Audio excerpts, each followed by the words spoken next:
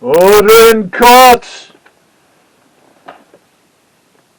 Don't give me those stupid looks. Yes.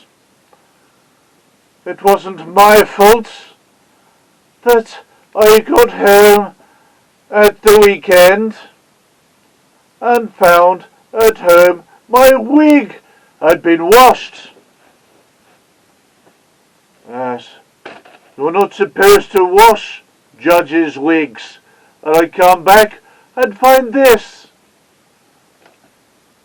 Just warning you, you call me Gandalf, you're in serious trouble, fella. Right.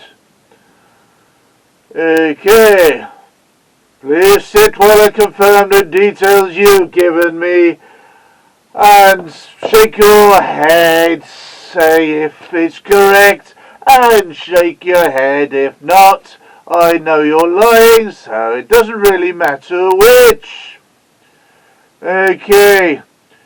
You were brought here accused of theft from individuals' clothing at Chance's nightclub in Wrexham, and on a date stated. Video evidence has proved this to be true. You will say this whole story started back over 4 years before, after being discharged from the army. I have no interest in anything so far back, as it has no relevance to the crime you were brought here to answer. I also do not want to hear about the hardships you have had since that time. I have been shown a copy of your CV, and though you have had many jobs, there has been no time that you have been out of work for more than a few weeks, and have not applied for welfare benefits.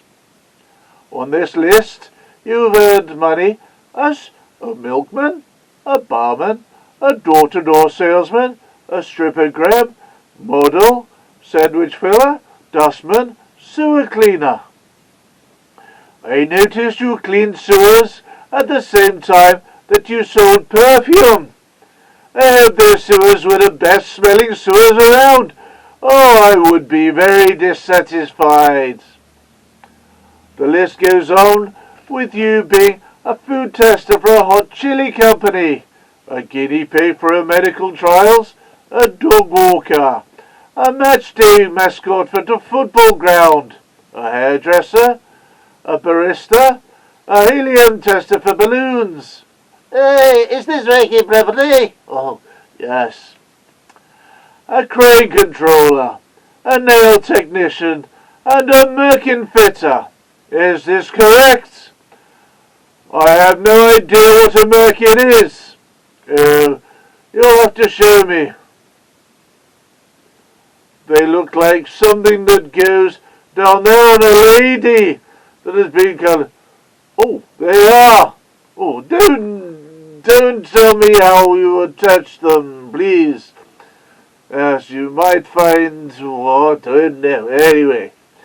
Finally, you managed to find yourself employed by the nightclub.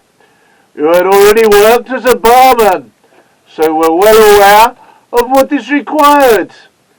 You were changed over to becoming a bouncer when you complained about needing more money, and officially retained that position and pay until your arrest.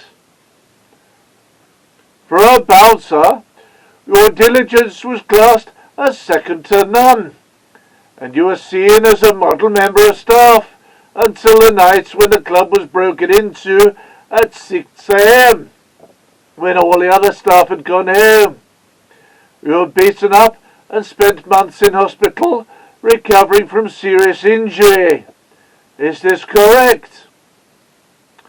Well, the nightclub held your job for you and paid full wages all the time you were off.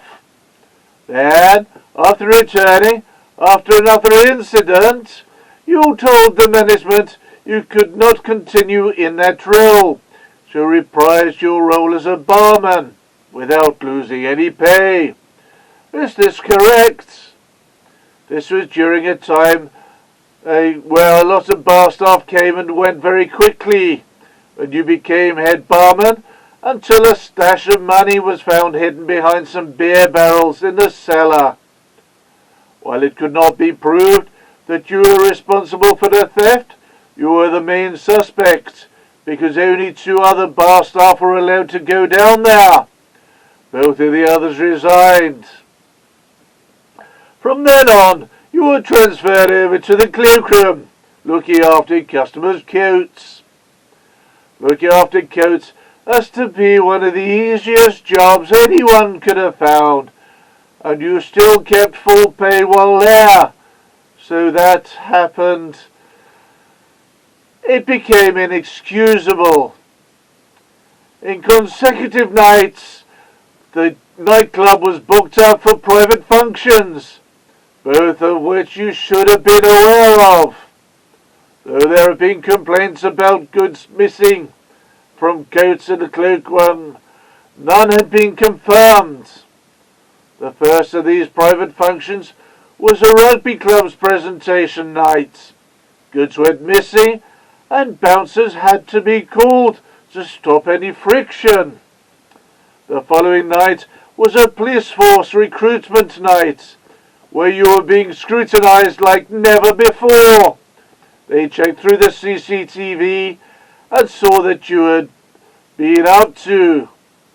Stealing from the police and rugby players is a very dangerous thing to do. You have got off very lightly. Excuses you used to say that you needed the money for a new car and are serving a nighttime bank for illegally acting as a cab driver. You will return to this court in 7 days for sentencing. God, no! Don't call me Gandalf, or I warn you, you're in serious trouble now! God, please take the defendant away!